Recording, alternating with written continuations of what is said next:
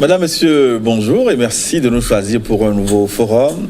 De Lagos à Abidjan, peut-être au-delà, les crises d'inondation sont légion. Alors, question, pourquoi le golfe de Guinée se retrouve dans l'œil du cyclone? Pour en parler, nous avons invité deux spécialistes. Je vous les présente. Nous sommes avec Nelson Akintola Akibode. Bonjour, Monsieur Akibode. Bonjour, Gilles. Comment allez-vous? Ça va très bien. Alors, vous êtes spécialiste géomorphologie, hydrosystème, environnementaliste, directeur de la prévention, de la protection et des affaires humanitaires à l'Agence nationale de la protection civile.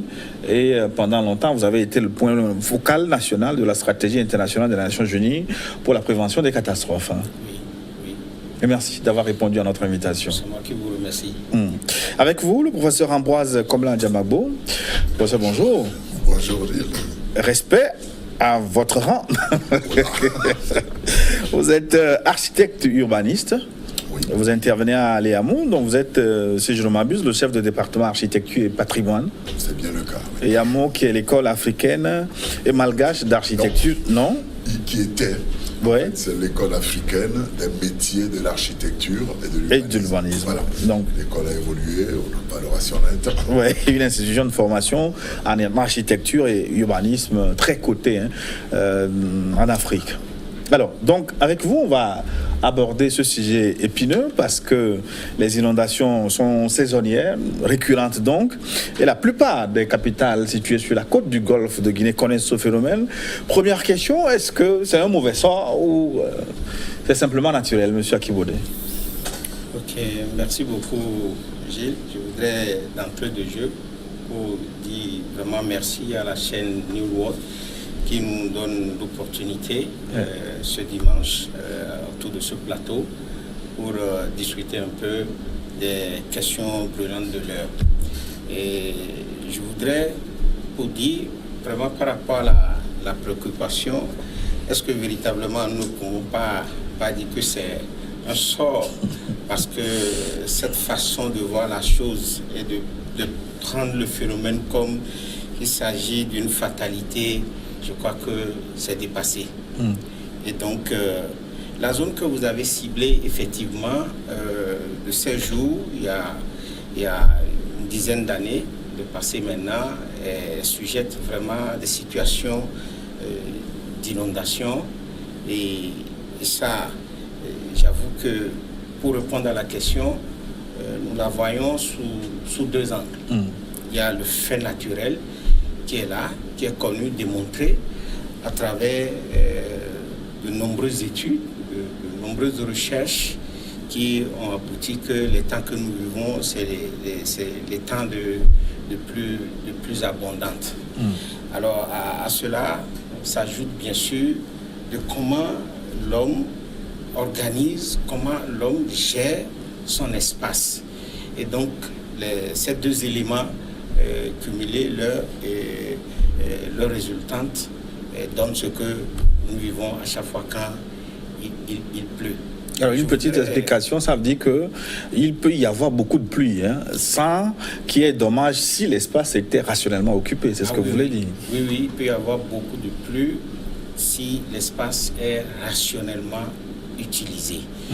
Et la situation que nous vivons actuellement, il faut le comprendre sous les caractéristiques de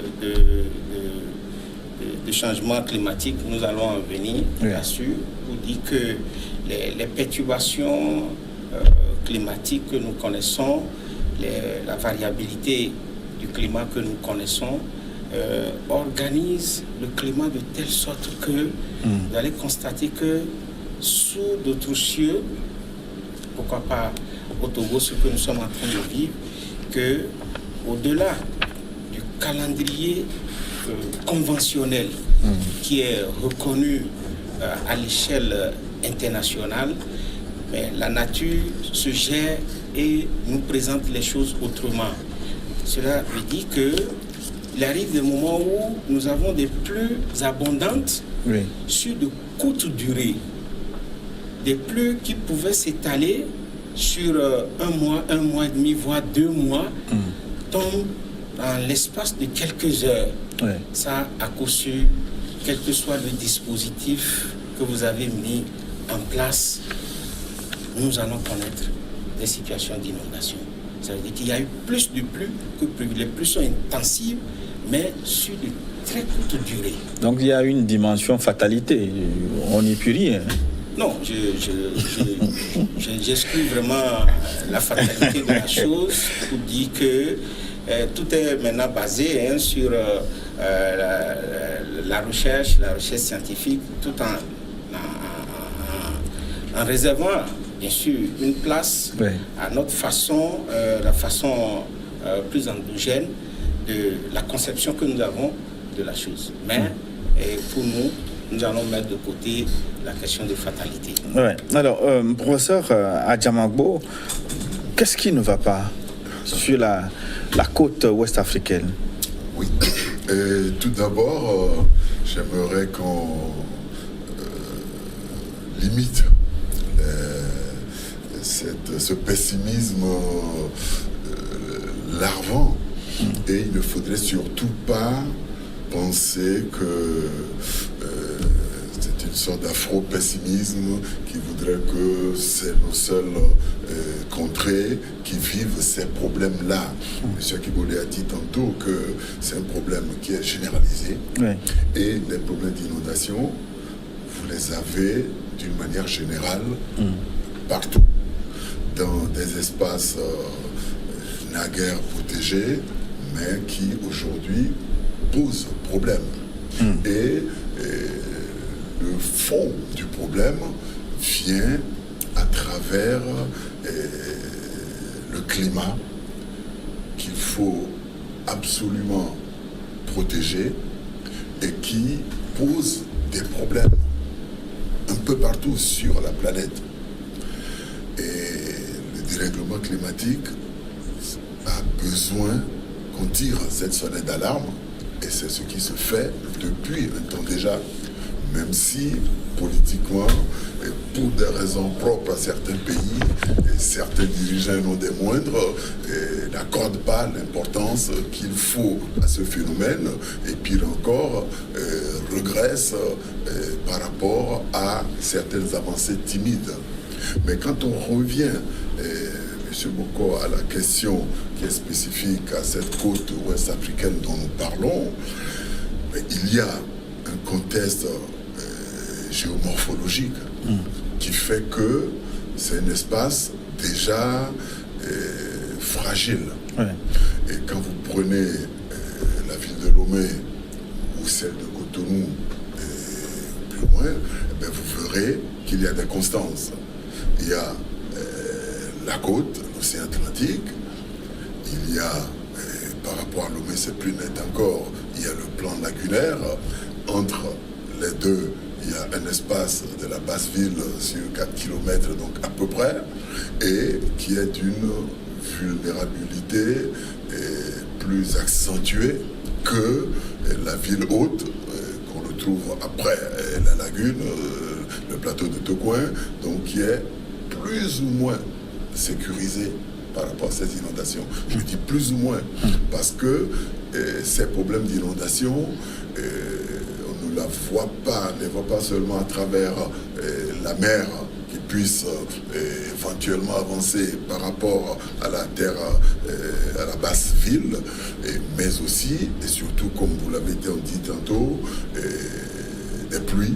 Et M. Akibodé a dit tantôt que par moment, il pleut à verse pendant un temps, l'équivalent de 1 à 2 mois de pluie. Alors, la question est de savoir, et vous l'avez vous-même effleuré donc tantôt, comment peut-on seulement s'organiser pour être à l'abri de ces intempéries-là. Le risque zéro n'existe pas.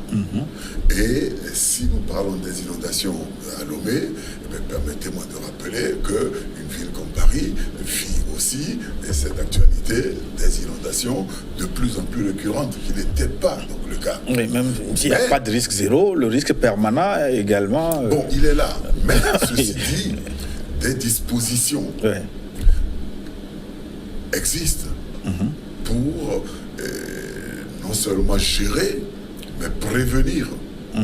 On va revenir à ces dispositions, mais ce que je reprends de votre développement, c'est que, un, il ne faut pas s'alarmer, il ne faut pas exagérer. Non, et de deux, c'est un phénomène que vous mettez en lien avec les changements climatiques. Hein. Les changements climatiques, mais il y a aussi un élément très important qu'il ne faut pas perdre de vue, il ne faut pas se voiler la face. Et le plus gros prédateur de l'environnement, c'est l'homme.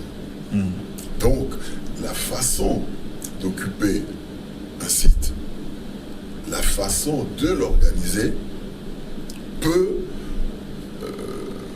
alléger ou compliquer les conséquences d'une inondation. Mais la façon d'occuper l'espace, c'est votre métier. En tant qu'urbaniste et architecte, ça veut dire que c'est vous qui avez échoué dans votre... Et échouer, c'est trop vite dit. C'est trop vite dit, échouer. Et je reviens à la formule très simple de la rue dont parle Monsieur Tout-le-Monde. Ouais. Mais en principe, on ne doit pas parler d'une rue dans une ville. On doit parler des VRD, c'est-à-dire de voiries et réseaux divers. Et qu'est-ce qu'on entend par là? Il y a un espace de circulation, mais il faut aussi des caniveaux pour que les eaux de ruissellement puissent être canalisées selon la topographie du site vers des espaces, des réceptacles, ou alors vers la mer, quand c'est une ville côtière comme le cas de Lomé, ou alors vers des bassins et autres. Enfin bref, des dispositions selon la topographie d'un site doivent être prises et bien avant en amont pour que, effectivement, ces pluies dont nous parlons puissent être gérées. Est-ce que les pouvoirs publics sont renseignés de ces dispositions à prendre, de ces mécanismes à mettre en place? Mais bien entendu, bien entendu. Mais, et M. Akiwouli a dit quelque chose tout à l'heure sur lequel il faut revenir, c'est que les météorologues qui détiennent les statistiques de la pluviométrie dans différents contrées de la planète vous disent qu'il y a la nature ainsi faite, des pluies décennales, et voire centenaires. On retient que de temps en temps, il pleut. C'est ce que peut-être la Bible en parlant de déluge donc, ou autre. Mais il y a, les statistiques le montrent, des pics où périodiquement certaines régions sont soumises à de très fortes quantités d'eau qui tombent et qui vont forcément poser des problèmes donc à ces espaces-là. Maintenant, les dispositions prises en amont suffisent-elles pour absorber toutes ces conséquences? Toute la question est là.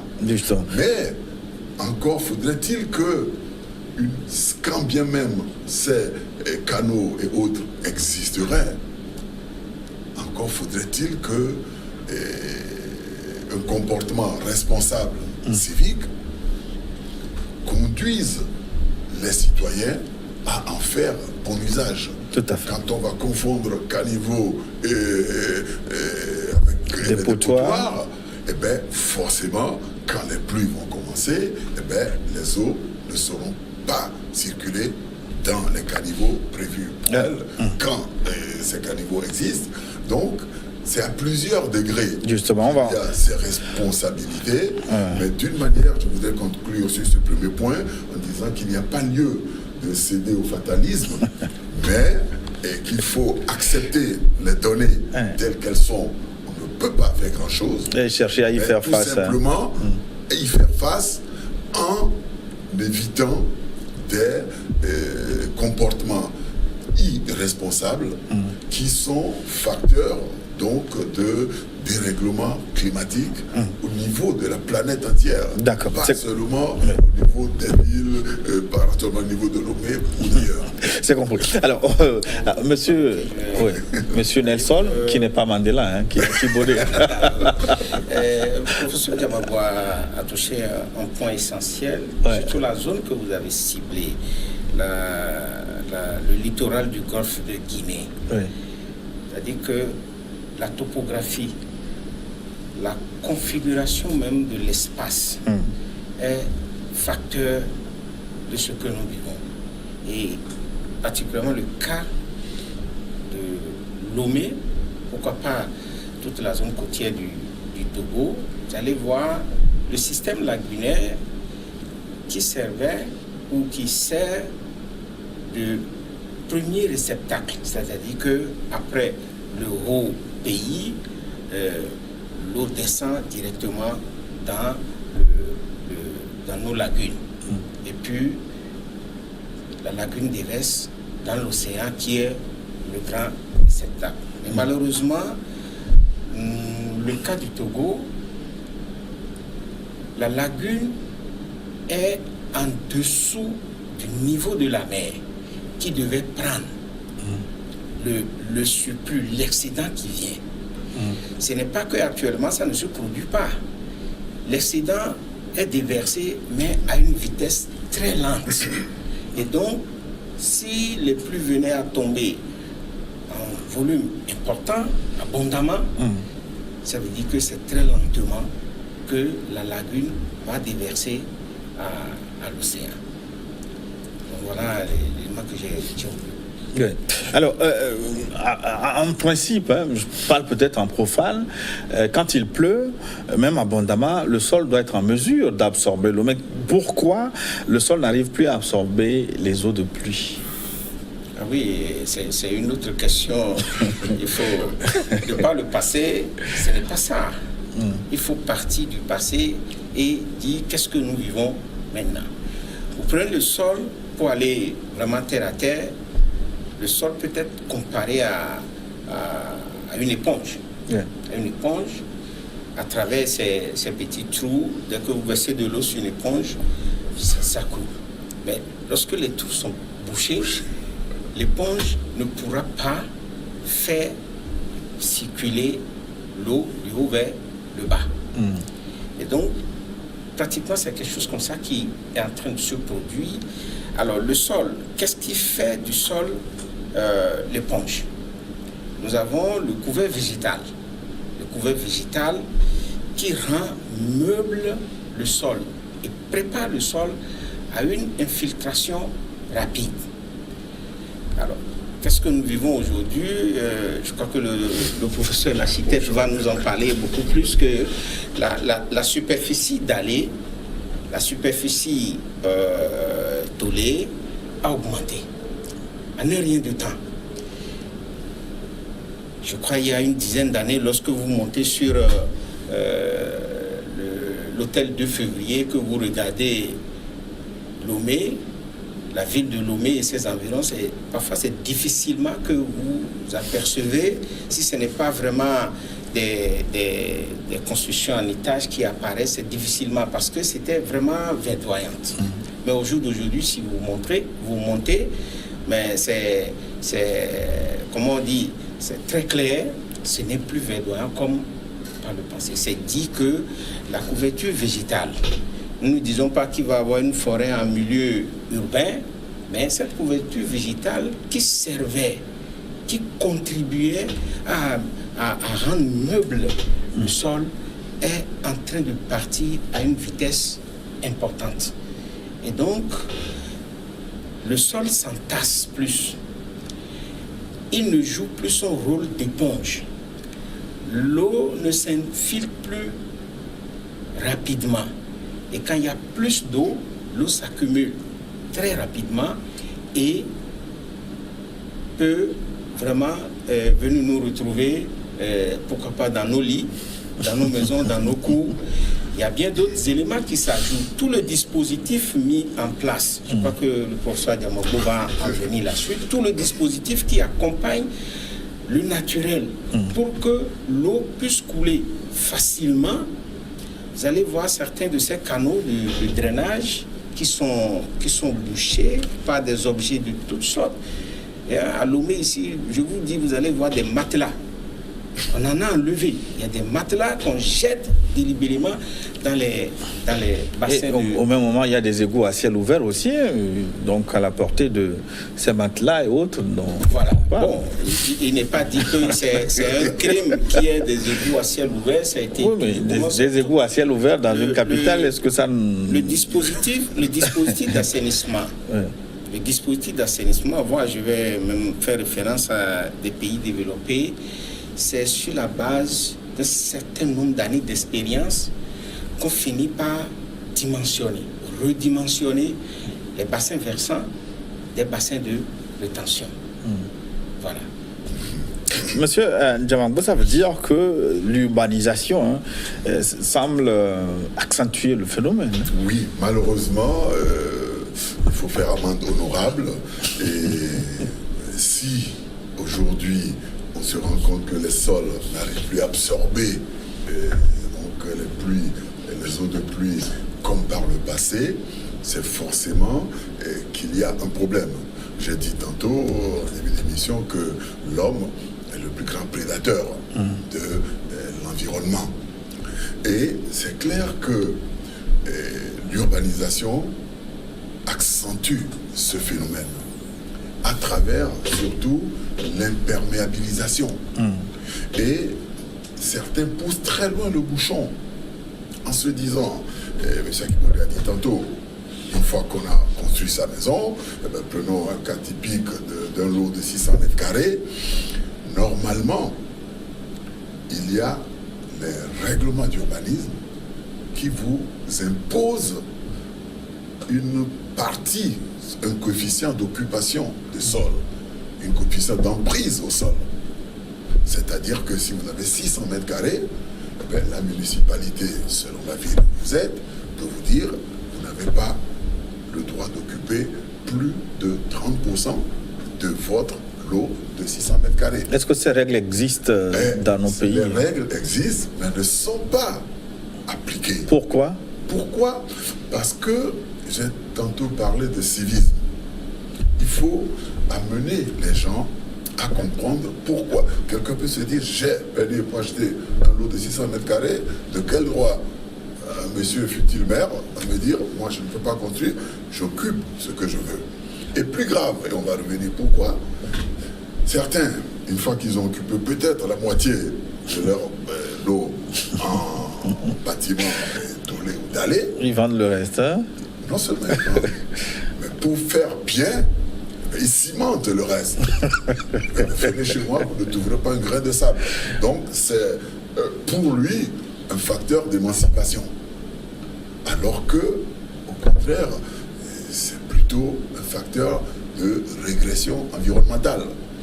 Donc, le jour où tout le monde comprendra que votre cour a besoin, quand on met des gazons et autres dans un espace, ce n'est pas seulement pour faire bien, mais c'est pour répondre aussi à ces impératifs d'ordre environnemental, pour que l'infiltration puisse se faire, pour qu'on n'imperméabilise pas systématiquement les espaces. Mais le jour où on comprendra, ou le jour où vous allez vous faire comprendre, parce que pour le moment, il me semble que soit il n'y a pas beaucoup d'urbanistes et d'architectes, soit vous ne parlez pas assez, soit vous restez dans vos bureaux. Oui, bon, au jour d'aujourd'hui, il est déjà difficile de faire comprendre au commun des mortels qu'il faut obtenir un permis de construire avant de construire une maison. Certains pensent, par exemple, que tant que je ne vais pas faire un prêt à la banque qui, elle, exige le permis avant de vous prêter de l'argent, tant que je ne vais pas faire prêt à la banque, je n'ai pas à obtenir le permis, je me débrouille pour construire ma maison. Mais nous ne sommes même pas encore à cet aspect technique de la chose, nous sommes à cet aspect environnemental où un espace laissé libre dans sa cour participe déjà de la protection environnementale globale. Maintenant, M. Akimori a dit tantôt que ce n'est pas seulement l'espace privé. L'espace circulation, le VRD dont on a parlé, les caniveaux sont utilisés à autre chose que la circulation des eaux de surface. Et certains vont utiliser des eaux vannes, donc et autres, C'est-à-dire que les caniveaux, c'est pour les eaux de pluie, point. Certains vont brancher leur WC dedans, et certains branchent leur douche le plus près possible de la voie, et puis évidemment on trouve un plombier qui vous fait un truc. Donc il y a beaucoup de comportements qui ne sont pas responsables et qui malheureusement participent aussi de ce phénomène. Oui. Mais M. Kiboud, est-ce qu'il ne revient pas au pouvoir public d'imposer les normes qu'il faut pour sauver l'environnement? Il me semble que, pour ne pas être trop méchant, est-ce que les pouvoirs publics n'ont pas quelque peu démissionné de cet accompagnement qu'il faut pour occuper l'espace? On dit que le pouvoir public a démissionné. Oui, mais parce que chacun fait ce qu'il veut voilà, dans l'occupation de l'espace. Chacun fait ce qu'il veut. Je voudrais... Vous avez des faits vraiment paradoxaux. Et vous n'avez jamais vu un enfant aller acheter un terrain? Il prend du sou, un enfant de 12 ans, de 15 ans, de 18 ans même, à partir de l'âge adulte là. Et vous l'avez vu sur un terrain avec un géomètre en train de mesurer. Non, ça c'est toujours des personnes adultes. Le gouvernement a mis en place des structures en charge de la question pour orienter les populations, et tout le monde a droit, est libre de s'y rendre, d'aller se renseigner et de solliciter la prestation de ces services dans l'acquisition des parcelles. Est-ce que ça suffit? Est-ce qu'il ne faut pas un peu de contraintes? Parce que pour obliger les uns et les autres à mettre des casques, il y a des policiers qui contrôlent. Je voudrais te dire que, au-delà de tout ça, de se rendre dans les services, je vous dis, à Lomé, tout au moins, les saisons pluvieuses doivent nous servir de moment pour acheter nos terrains. Mais je vous dis, c'est pendant la saison pluvieuse que des gens délibérément achètent des zones de bas-fond. Moi, j'ai dit souvent, les gens achètent le terrain au lieu de au mètre carré, ils achètent le terrain au mètre cube. Tu ne peux pas avoir un espace inondé. Je vous dis, des gens rentrent. Bon, le professeur, il est là, il peut témoigner. Les gens rentrent dans l'eau et mesurent les dimensions du terrain. Ça, c'est inconcevable. Et ça, nous allons dire que le pouvoir public a démissionné. Oui, je mais ne pense pas. Est-ce qu'il ne revient pas au pouvoir public de contrôler? Il y a des domaines, dès qu'on touche, le pouvoir public réagisse, mais moi, je pense plutôt qu'on ne voit pas les dangers. Tant qu'on ne voit pas les dangers immédiatement, on ne réagit pas. C'est ce qui se passe dans la plupart des pays africains. Dans la lutte contre les questions d'inondation, en milieu urbain, semi-urbain, voire même en milieu rural, il y a un travail formidable qui est en train de se faire, je dis. Un travail formidable, dites-vous? Un travail formidable. Ça, c'est pas un langage politique? Ah non, ça, c'est pas du tout politique. Je sais de quoi je parle. Oui. Quel est ce travail formidable? Pour vous dire que plus l'accent est mis dessus, pour prévenir les populations des dangers qu'elles courent en allant s'installer, construire dans des zones non aedificantes. Comme, si vous me le permettez, si on peut le dire ainsi, des zones interdites de construction. Vous ne pouvez pas avoir un cours d'eau, les lits du cours d'eau, et puis vous achetez votre terrain dans un cours d'eau, dans le lit du cours d'eau, vous construisez. Ou des fois, c'est le cours d'eau. Un cours d'eau est organisé de sa manière, vous avez des bras morts où l'eau ne coule plus.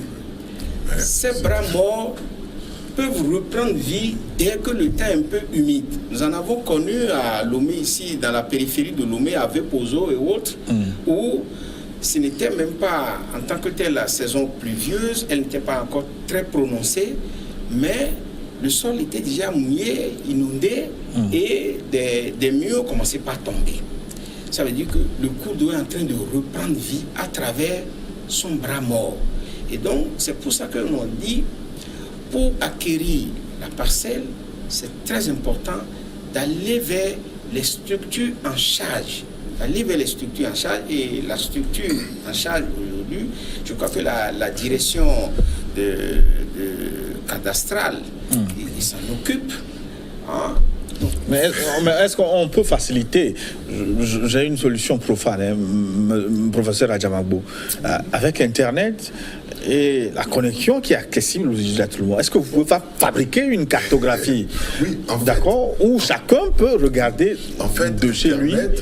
Ça ne suffit pas, d'accord, mais il faut revenir sur le principe. C'est juste un canal donc de communication avec la population. Mais je voudrais rappeler, en rebondissant sur les propos de M. Kibode tantôt, qu'il y a des documents de planification dans chaque espace urbain et périurbain. Donc, à l'heure où nous discutons, il existe, en se référant juste à la ville de Lomé, il existe des cartes de Lomé où on vous dit telle et telle zone sont inondables. Mais si les cartes restent dans vos bureaux et dans vos écoles, comment on peut s'en servir? Et même sont interdites, non aedificandi, comme disait M. Kibode. Alors, le problème, c'est quoi? Une fois de plus, c'est le comportement responsable ou pas. Je ne crois pas. Est-ce que vous vulgarisez ces cartes? Où est-ce qu'on peut les trouver? Tout le monde n'a pas la capacité. Même quand on n'a pas la carte, M. Kibode a dit tout à l'heure que certains rentrent dans l'eau pour aller acheter des mètres cubes ou des mètres carrés. Mais quel est le fond du problème? Peut-être 1 kilomètre plus loin, on vend des terrains à 5 millions. Les gars, ils n'ont pas 5 millions sur eux. Mais la zone inondée là, on vous dit, bon, si vous donnez 300 000, 600 000, on vous le vend. C'est là le fond du problème. Mais malheureusement, celui qui va acheter les terrains inondables à 300 000, 600 000, le jour où il est inondé, eh bien, on fera appel au pouvoir public, qui est vous et moi, pour qu'on sorte de là. Parce que ce n'est pas... on ne peut pas les voir s'inonder toutes seules. Mais la vraie question, telle que vous la posez, comment faire pour que les gens n'aillent pas s'installer dans des zones reconnues inondables et interdites de construction comme telle? 1, il faut vulgariser la carte, la cartographie. 2, il faut que les pouvoirs publics appliquent la loi. Gilles, permets-moi, pour ce qui est de la cartographie, je crois qu'il y a de cela 2 ans, le gouvernement a initié un projet avec l'appui de la Banque mondiale pour réaliser une cartographie que nous avons qualifiée de cartographie de Grand Lomé, qui couvrait Lomé, la partie centrale et toute la périphérie de la ville de Lomé. Et cette cartographie a indiqué les zones à risque faible, risque moyen et risque élevé d'inondation. Quant à la préoccupation selon laquelle il faut vulgariser, mais moi je peux vous dire, ça c'est un travail quotidien que l'Agence nationale de protection civile, que le gouvernement a mis en place. On a entamé des campagnes de sensibilisation. Et je vous dis, c'est des campagnes de sensibilisation de proximité. Et d'ailleurs, c'est dans ce contexte que des ateliers ont été organisés, invitant vraiment des réseaux de journalistes, dont New World aussi a participé. Et je m'inscris parfaitement dans la suite de ces ateliers que le gouvernement a organisés à travers l'agence pour dire que c'est dans ça que vous inscrivez ces genres d'émissions pour plus de bouche à oreille, que les populations comprennent davantage. Oui, mais est-ce qu'il y a un problème particulier? Pourquoi ne pas mettre cette carte la carte est à disposition. Où est-ce qu'on peut la consulter aujourd'hui? Est-ce que vous ne pouvez pas placarder ces cartes partout, dans les bureaux, dans la réalité, sur les réseaux sociaux? Au moins, la majorité des gens qui achètent un terrain aujourd'hui, ils vont effectivement au cadastre, à l'urbanisme. Mais leur préoccupation, est-ce qu'on n'a pas déjà vendu ces terrains à quelqu'un? C'est plus sécuriser ce que l'on veut réaliser comme achat.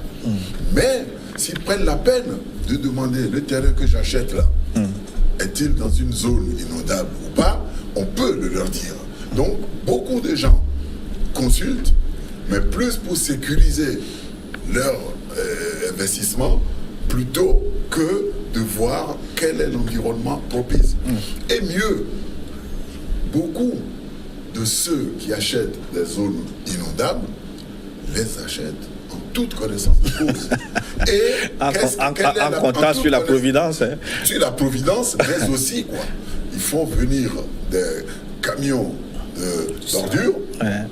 Je dis bien d'ordures, pas de sable seulement. Les sables, c'est ceux qui ont encore beaucoup de moyens. Eh ben, camions d'ordures avec beaucoup de plastique. Hein. Décharger, pas seulement des plastiques, avec tous les risques biologiques donc, et autres, pour essayer donc de boucher cet espace. Ce qui est un non-sens quand on va commencer après à construire, puisque la loi, les règlements disent qu'il faut fouiller jusqu'au beau sol, qui va se retrouver à 2 mètres ou 3 mètres, ainsi de suite. Donc, c'est un problème général qui se pose, mais je reste convaincu que beaucoup sont conscients du risque qu'ils prennent, mais ils se disent, je n'ai pas le choix, je n'ai pas 5 millions, je n'ai pas 10 millions, et bien je vais acheter les terrains de 300 000. Ouais. Et pour terminer sur ce point, j'aimerais rappeler que dès 1981, les documents de planification de la ville de Lomé disent la zone de Diablé et autres, la dépression du Zion, à l'heure actuelle, dans ces conditions, eh bien, elle est inconstructible. Mais on a laissé les gens construire. Oui, voilà. Sauf, dit ce document, si on peut faire des travaux pharaoniques de digues pour sécuriser donc les espaces avant donc les IO lui-même. Mais ils avaient chiffré à l'époque à des milliards, on était dans les années 80. Aujourd'hui, il faudra multiplier peut-être par 10 ces coûts-là. Où trouver ces éléments? Et puis 2, la limite, l'homme fait ce qu'il peut, mais tôt ou tard, la nature reprend ses droits. Et vous, un homme de médias, vous avez dû apprendre récemment que des digues ont cédé, je ne sais plus exactement où, avec des milliers donc, de personnes qui sont disparues, on ne peut même pas compter. Donc, faire obstruction à la nature, c'est un risque que l'on prend. Exactement, et on est souvent rattrapé. Tôt ou tard, va se venger, va retrouver ses droits et va poser. Donc, ce qui est plus simple alors, c'est de respecter, et c'est ce qui se fait quand on fait un lotissement. On fait d'abord une analyse du site, une étude géomorphologique. Les points bas vont servir à des plans d'eau aussi bien d'ordre ludique que peut-être même économique. La pisciculture. La pisciculture et autres. Et puis les points hauts, eux, servent par contre à l'habitat.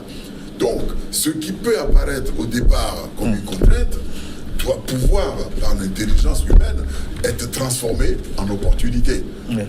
Malheureusement, la cupidité de ceux qui vendent ces terrains va les pousser à vendre non seulement les espaces secs, entre guillemets, mais aussi les bas-fonds, les talvegs, parce que eux, ils veulent vendre les terrains en exposant donc ces personnes à des problèmes.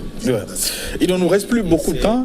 La voie du contournement. Oui.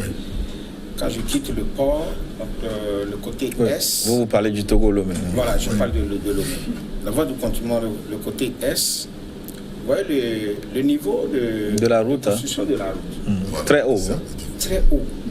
Très haut. Le niveau est très haut. Et de l'autre côté, c'est le bas-fond. Et je pense qu'il y a eu suffisamment de sensibilisation autour. Oui, il ne nous reste plus beaucoup de temps. Moi, je voudrais qu'on parle, pour finir, de l'avenir. Est-ce que ça va s'aggraver? Mais monsieur Akibode, répondez-moi à une question très simple. Les zones non africaines, comme vous dites, sont connues. Pourquoi vous laissez les gens construire dans ces zones? Très simplement. Vous n'avez pas assez de policiers pour... Merci beaucoup. Je vais dire, le gouvernement ne laisse pas les gens construire dans cette zone. Mais les gens construisent, ça veut dire qu'on les laisse? Ah non. Il y a du travail qui se fait. Il y a du travail qui se fait et aujourd'hui, ce n'est plus la répression Le gouvernement a opté pour l'approche non-répression, pour faire comprendre davantage à ceux-là qui font la sourde oreille, hein, pour leur faire comprendre de l'importance, la pertinence et le danger qu'ils courent en allant s'installer dans ces zones. J'ai fait allusion à des ateliers, des porte-à-porte. Pour mieux expliquer aux populations le danger qu'elles courent en allant s'installer dans ces zones. Alors on va finir cette émission. Les années à venir, comment les entrevoyez-vous? Est-ce que le phénomène va s'aggraver ou vous pensez, en tant que spécialiste, à une amélioration des choses pour que nous soyons moins inondés régulièrement? Alors, parlant de la question des inondations liées au changement climatique, je crois que le Togo s'est inscrit vraiment dans un cadre pour prouver et montrer à la communauté internationale que le Togo est vulnérable au phénomène à travers les communications nationales, la Convention des Nations Unies sur les changements climatiques qu'il présente périodiquement. Je crois qu'il est déjà à la 3e série et probablement la 4e est en cours d'élaboration. Et donc c'est des périodes de recherche qui confinent vraiment dans un outil de travail pour faire ressortir les situations que nous allons vivre sur la base des projections. Et donc, quand je me réfère vraiment à ce travail qui se fait, c'est beaucoup plus logé au ministère de l'Environnement et des Ressources forestières qui travaille avec les autres ministères sur la question pour dire que le phénomène va aller en s'aggravant. Pour nous, ça c'est incontestablement. Des recherches, des travaux diagnostiques l'ont prouvé. Et ce n'est pas le Togo seul. Le professeur Adamambo en a fait allusion au début de l'émission pour dire que le Togo seul n'est pas dans ce sillage. D'autres aussi sont concernés. Et donc, demain, les jours qui viennent, face à ce phénomène, pour nous, ne sera pas aussi facile à gérer tant que nous n'allons pas revoir nos comportements. Le professeur Adamambo a dit que l'homme est au centre.